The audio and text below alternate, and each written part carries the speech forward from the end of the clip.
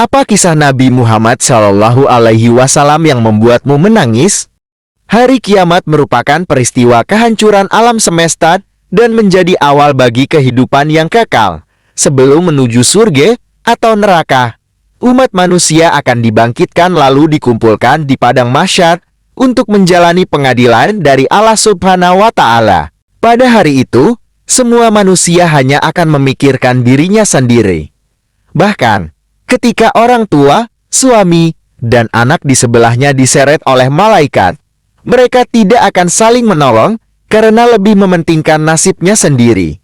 Namun, ada manusia yang tidak henti-hentinya kesana kemari memohon kepada Allah untuk keselamatan manusia lainnya. Pada saat matahari begitu teriknya, beliau memanggil manusia untuk diberi minum. Siapa dia sebenarnya? Beliau adalah baginda Rasulullah Shallallahu Alaihi Wasallam.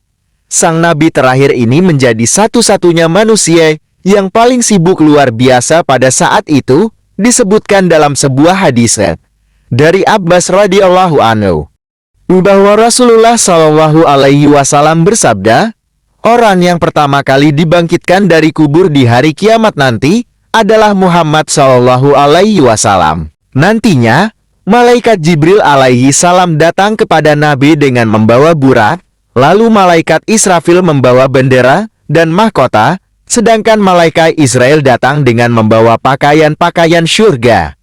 Israfil alaihi salam bersuara, wahai roh yang baik, kembalilah ke tubuh yang baik. Maka kubur terbelah dua. Pada seruan yang kedua pula, kubur mulai terbongkar.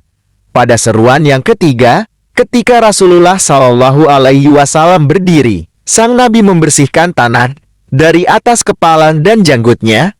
Kemudian dilihatnya kondisi di sekitar yang sudah rata dengan tanah. Nabi Muhammad kemudian menangis sehingga mengalir air matanya ke pipi. Beliau Shallallahu Alaihi Wasallam bersabda, kekasihku Jibril, gembirakanlah aku. Jibril berkata, lihatlah apa yang ada di hadapanmu. Rasulullah bersabda, bukan seperti itu pertanyaanku. Jibril kembali berkata, adakah kau tidak melihat bendera kepujian yang terpasang di atasnya? Rasulullah Shallallahu Alaihi Wasallam bersabda, bukan itu maksud pertanyaanku. Aku bertanya kepadamu akan umatku, di mana perjanjian mereka? Niscaya akan kuatlah pertolongan pada hari ini. Aku akan mensyafaatkan umatku.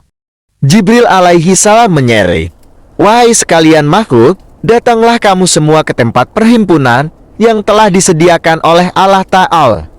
Umat-umat datang dalam keadaan satu-satu kumpulan. Setiap kali Nabi Muhammad Shallallahu Alaihi Wasallam berjumpa satu umat, beliau Shallallahu Alaihi Wasallam akan bertanya, di mana umatku? Jibril berkata, wahai Muhammad, umatmu adalah umat yang terakhir. Sampailah saat umat Nabi Muhammad yang muncul dengan menangis serta memikul beban di atas belakang mereka sambil menyeru, wahai Muhammad. Nabi Muhammad Shallallahu Alaihi Wasallam bersabda, wahai umatku. Mereka berkumpul di sisinya sambil menangis. Kemudian Nabi bersujud kepada Allah dengan sujud yang sangat lama. Sampai Allah Subhanahu wa Ta'ala mengatakan, ya Muhammad, bangkitlah dari sujudmu. Ya Allah, saya tidak akan bangkit dari sujud sebelum saya mendapatkan apa yang engkau janjikan. Ya Allah, berikan saya kesempatan untuk memberi minum kepada umat-umat saya. Mereka kehausan ya Allah di bawah terik matahari. Akhirnya Allah mengatakan, ya Muhammad, ini telaga Al-Kautsar, beri minum pada umatmu. Lalu dipanggilah, umatku, umatku, umatku. Rasulullah Shallallahu Alaihi Wasallam padahal dijamin masuk surga. Ditampakkan padanya surga Firdaus tempatnya akan tinggal. Namun ia tidak tersenyum sedikit pun dan hanya mengatakan, umatku, umatku, umatku. Nabi terus memberikan minum satu persatu. Bahagia sekali ketika bertemu umatnya seperti bertemu kekasih lama dan memberikan minum.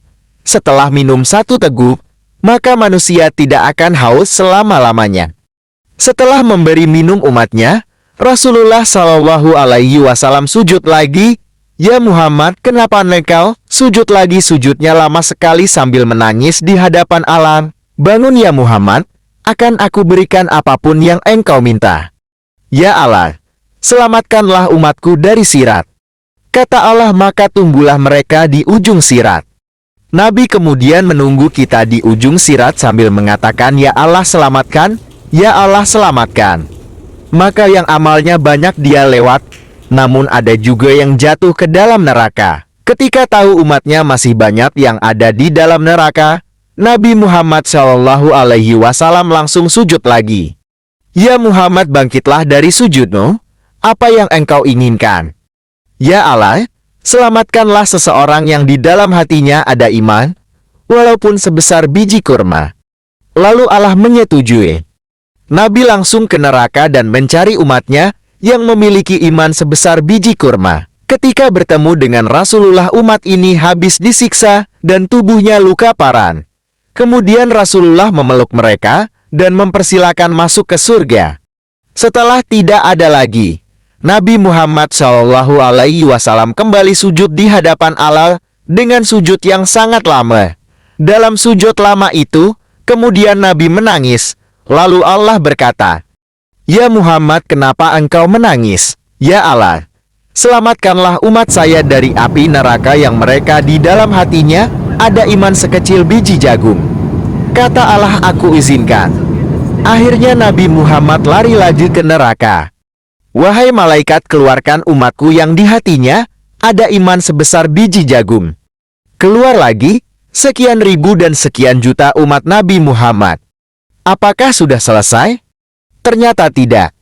Nabi Muhammad kembali lagi menghadap Allah, lalu bersujud dengan sujud yang sangat lama. Sampai Allah berkata, "Ya Muhammad, bangkit. Apa yang membuat engkau inginkan?" "Ya Allah, keluarkanlah umatku dari api neraka yang di hatinya ada iman sebesar biji sawi zara." "Aku izinkan." Nabi Muhammad SAW kembali berlari ke neraka untuk menyelamatkan umat-umatnya yang di dalam hatinya terdapat iman, walau sekecil biji sawi zarar dalam hatinya. Setelah itu, kembali lagi ke aras Allah Subhanahu wa Ta'ala. Nabi Muhammad SAW kembali sujud. "Ya Allah, ya Muhammad, apalagi ya Muhammad? Bukankah aku sudah menyelamatkan banyak dari umatmu? Ya Allah, demi kasih sayang yang engkau miliki, selamatkanlah umatku yang mereka tidak punya amal, kecuali hanya mengatakan, 'La ilaha illallah.' Aku izinkan." Nabi Muhammad SAW kemudian berlari kembali ke neraka, menyelamatkan kita atas izin dari Allah Subhanahu wa Ta'ala Sang Pencipta. Apakah orang tua kita bisa melakukan itu di akhirat? Tidak. Hanya Rasulullah SAW.